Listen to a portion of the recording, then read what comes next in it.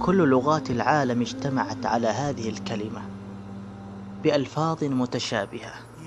نعم، إنها الأم، هذه الكلمة الصغيرة التي حروفها قليلة لكنها تحتوي على أكبر معاني الحب والعطاء والحنان، وهي أنهار لا تنضب ولا تجف، بل هي متدفقة دائما بالكثير من العطف، وهي الصدر الحنون الذي تلقي عليه رأسك وتشكو إليه همومك ومتاعبك.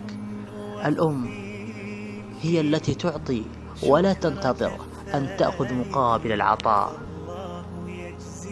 وهي التي مهما حاولت أن ترد جميلها فلن تستطيع أن ترده ولو بقدر ذرة صغيرة، فهي سبب وجودك في الحياة، وهي سبب نجاحك، تعطيك من دمها وصحتها لتكبر وتنشأ صحيحا سليما.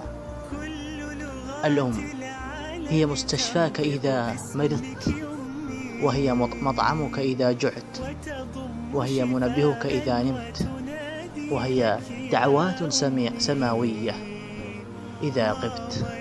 فهل يا ترى بها أحسنت؟